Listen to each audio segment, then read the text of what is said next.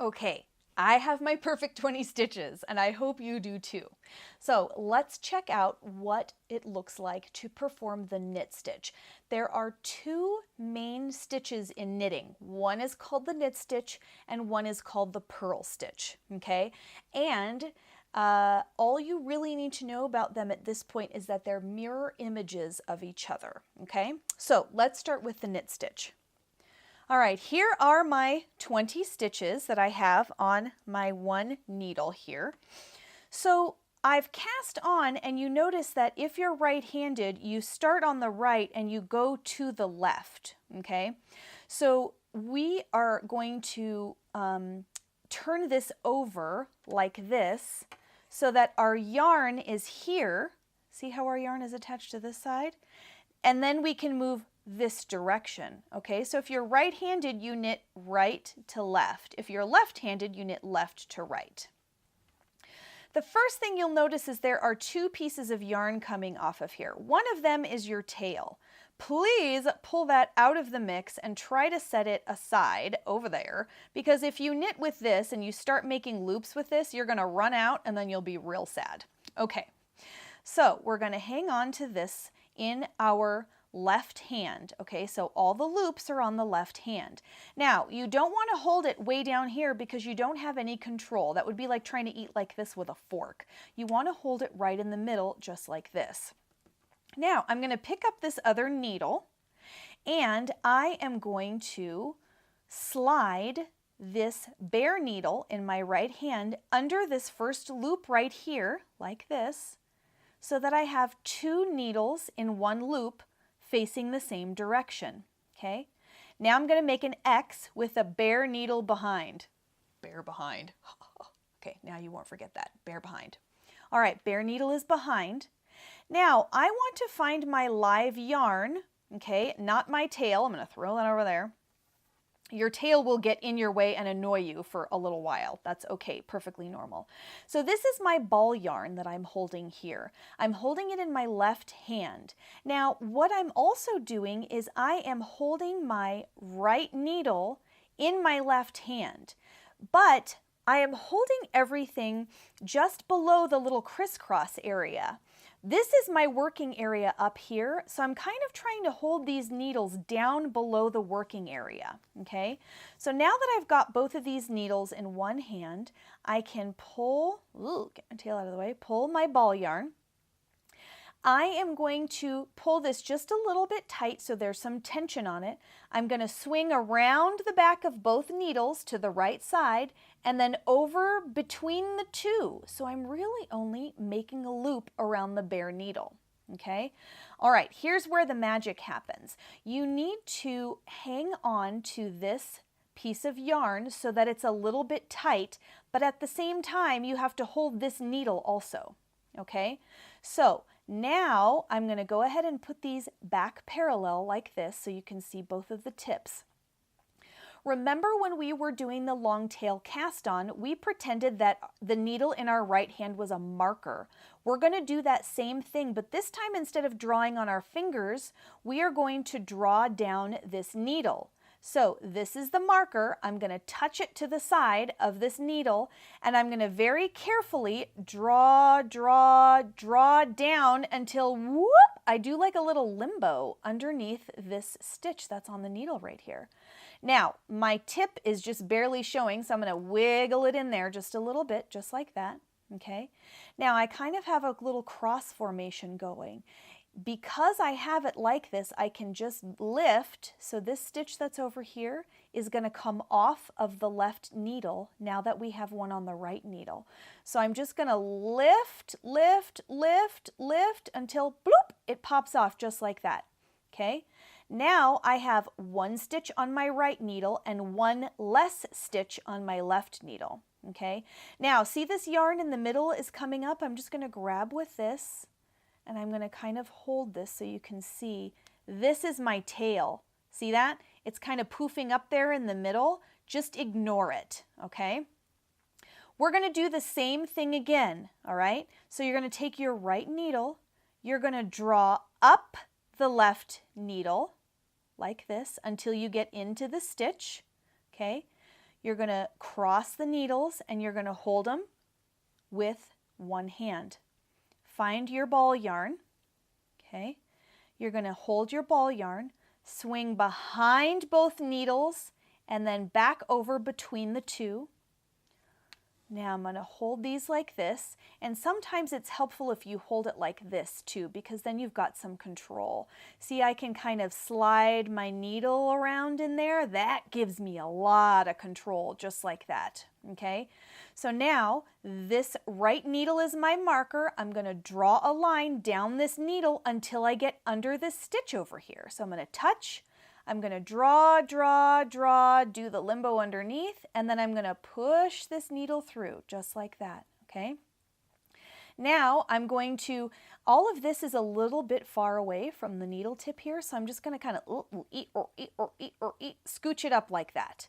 Now I've got this pretty little cross formation going on. With my right hand, I'm just going to lift the needle, boop, that stitch falls off, and now it's on the other side. So each stitch you work is going to come from this side and come over here. So you're going to work every single stitch, and it's going to move over here until there are no more stitches here, and all of them are over here. All right. So step 1, draw up the needle. This is my pen because I'm right-handed. I'm going to make a line up the needle, draw up until I'm into the stitch. Cross like this and hold with these hands. Then I'm going to do what's called a yarn over, okay? So when we swing back behind and then we come back over like this, that's called a yarn over because you're wrapping the yarn over the needle, okay? All right, so now I'm going to hold everything with this finger. See how much control I have? Practice that. Make sure you've got control too. Now I'm going to touch this and draw down the needle, down, down, down, loop underneath, squeeze it through, make my pretty little cross, scooch, scooch, scooch, off the end we go. There's the third stitch, okay? All right, so here's your mantra. Draw up, wrap, draw down, slip it off. Draw up, wrap, draw down, slip it off. Draw up, wrap, draw down, slip it off. Draw up, wrap, draw down, slip it off. You're going to continue in this manner until all of the stitches have been moved from one needle to the other. You can see as you get going and you get used to it, you can kind of cheat a little bit and you'll find some shortcuts to make this just a little bit easier, okay? So we're going to go all the way, just like this. Draw up, wrap, draw down, lift. Draw up, wrap, draw down, lift it off. Now, a lot of times you'll go through the middle of the yarn like that. See how I'm splitting the yarn? So just slowly back out of it and make sure you go nice and slow and deliberate, right under the yarn instead of through it. All right, I've got 4 stitches left over here, so I'm going to go ahead and get all of those done.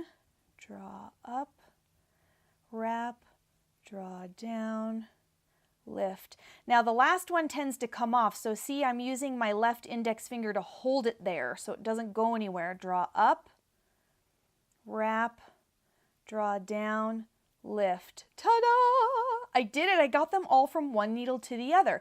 Now let's look and see what we did. Okay, so each of these is a little stitch, okay?